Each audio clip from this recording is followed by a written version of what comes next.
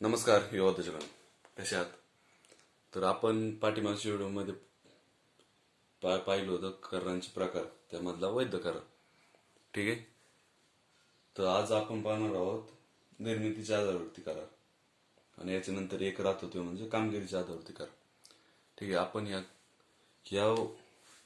याच्यामध्ये आपण जे वैध करार पाहिले होते, वेगवेगळे करार पाहिले होते, यामध्ये लागू न होणारा करार, न होणारे करार, ठीक आहे, हा एक पॉइंट होता. तर यामध्ये आपण एक उदाहरण दिलं की ए हा व्यक्ती याने 2018 मध्ये बी ला काही माल विकला होता. ठीक आहे. पण त्याने त्याची किंमत दिली नव्हती. माल विकला पण किंमत दिली नव्हती, काही रक्कम असेल ती दिली नव्हती. मग बीच्या हे लक्षात आल्यानंतर काही वर्षांनी मग बीने हे पूर्ण नंतर हे 2022 मध्ये ती रक्कम एला मागितली. पण यामध्ये काळ निघून गेला, 3 वर्षाची वरती होऊन गेली, जवळ 4 वर्ष झाली. 18, 19, 20, 21, 22 4 वर्ष निघून गेली. मग या 3 वर्ष ओलांडली. त्यामुळे ह्याच्या काही मर्यादा असतात, प्रतिबंधित केलेल्या आहेत कायद्याने. ठीक आहे. मग त्यामुळे या 3 वर्षाच्या कालावधीत बीने ए कडून पैसे वसूल न केले, त्यामुळे आता बी त्याच्यावरती कोणताही कायद्याने काही दावा करू शकत नाही किंवा कायद्याने काही गुन्हा दाखल करू शकत नाही. ठीक आहे.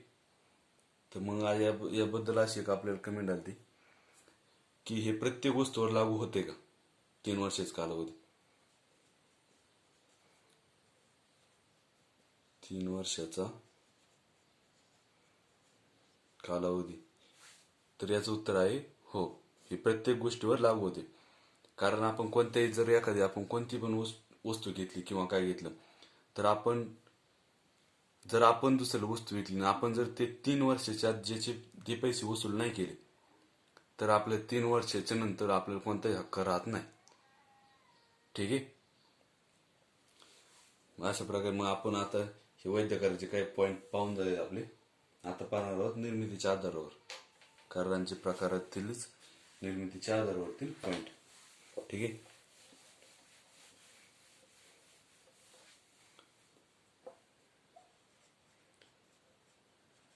करारांचे प्रकार, त्यामधील वैध कराराच्या आधारावरती झालेले. आणि आता पाहणार आहोत आपण, हे झालं पहिलं. दुसरं कराराच्या निर्मितीच्या आधारावरती, कराराच्या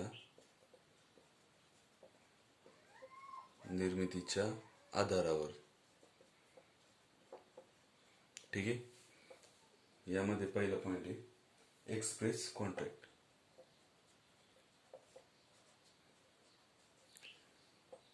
एक्सप्रेस कॉन्ट्रॅक्ट.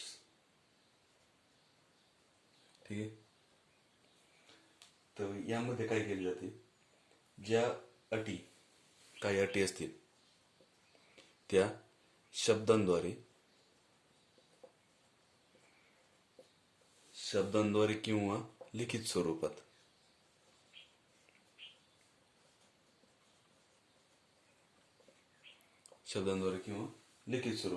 ते व्यक्त केले गेले असतील, तर तो करार एक्सप्रेस करार होऊ शकतो.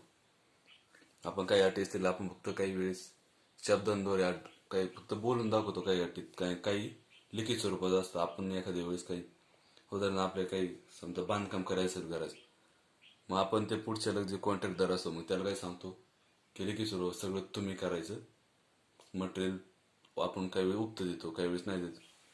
त्यावेळेस दिले जातं की सगळं तुम्ही पाहता, मग ते आपण लिखित स्वरूपात देतो असेल. मग हे लिखित स्वरूपात असेल तर तो एक्सप्रेस कॉन्ट्रॅक्ट असतो. ठीक आहे. तर यामध्ये या कलम 9 मध्ये कायद्याच्या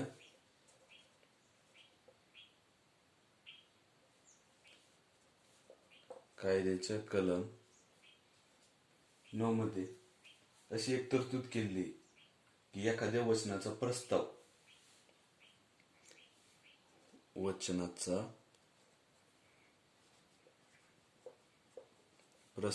किंवा स्वीकृती शब्दात मांडली गेली तर ते वचन व्यक्त केले जाते. ठीक. त्यामध्ये आपल्याला उदाहरण द्यायचं झालं तर आपण एक उदाहरण ते पाहू.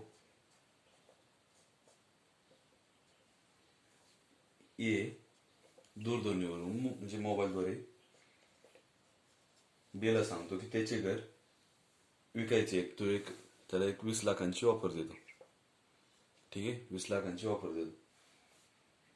तर बी उत्तरात याला कळवतो की हे मोबाईलद्वारे होतं.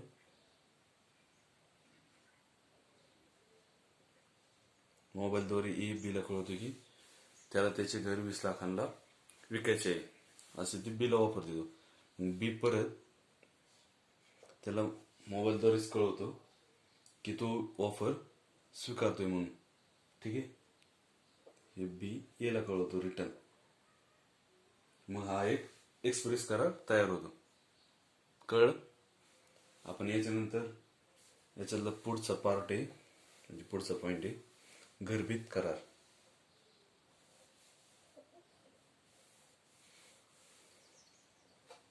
पहिला झाला एक्सप्रेस, याच्यानंतरचा आहे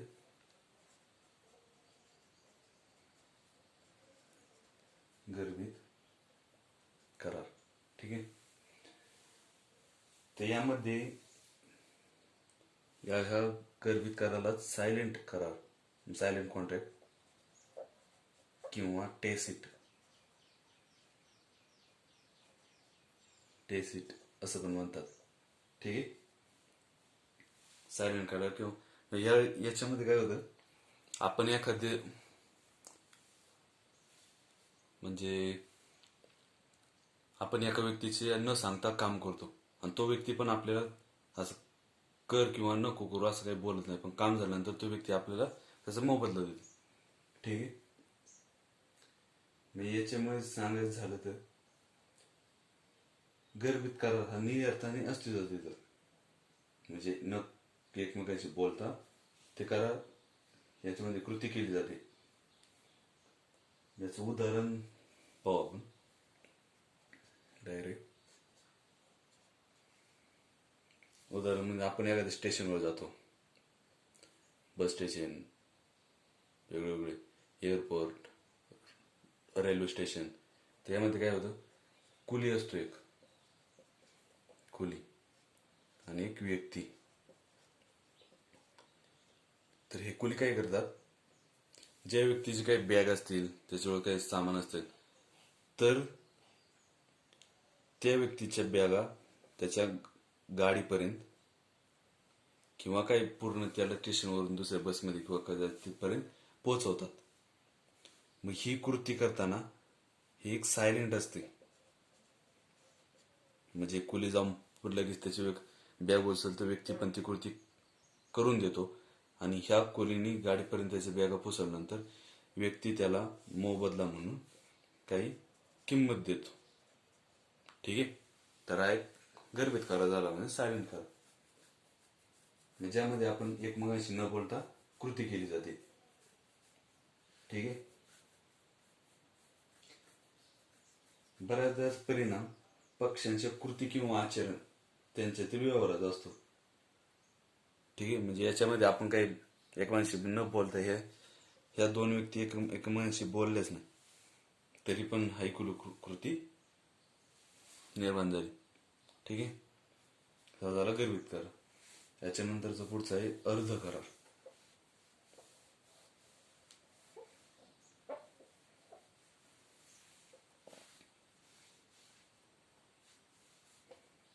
तीन नंबरचा आहे अर्ध करार.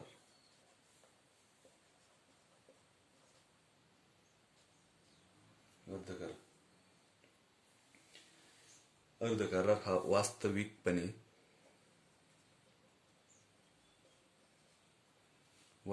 करार नसतो. पण करारासारखा असतो.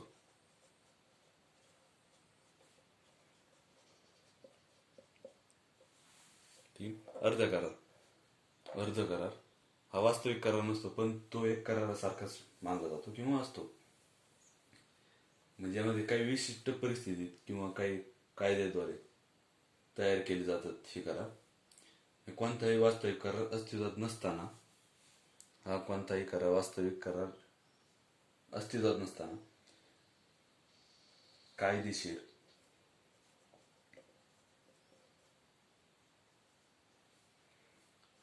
कायदेशीर अधिकार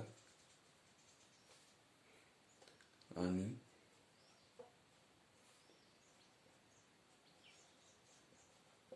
दाखले तयार करून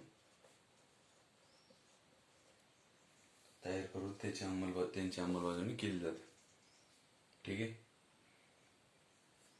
यामधलं आपण उदाहरण पाहू. आपले बरेच पॉईंट असे न करता आपल्या उदाहरणाद्वारे पटकन लक्षात येईल. आता ए आणि एचा माल ए आणि बी अशी दोन व्यक्ती, तर एकाने पाठवलं एला माल जायचा असतो, तर तो चुकून बी कडे जातो. मग एका व्यक्तीने माल पाठवलेला असतो, तो एला पाठवायचा असतो, पण तो बी कडे जातो चुकून. बी त्या मालाचा स्वीकार करतो, म्हणजे बी त्यात तो माल स्वतःचा मानतो. ठीक आहे. तर मग बी त्या मालाचे पैसे देण्यासाठी, कोणती पण माल असेल तर बीला त्या मालाचे पैसे द्यावेच लागतात. ठीक आहे. कारण त्याने ए कडे जाणारा माल चुकून बी कडे गेला आणि बीने तो त्याचा माल म्हणून स्वतःला ठेवला, म्हणून त्याला त्या मालाचे पैसे द्यावे लागतील. कळलं? हा झाला अर्ध करार. आणि या निर्मिती करारामधले शेवटचं पॉइंट आहे ई करार.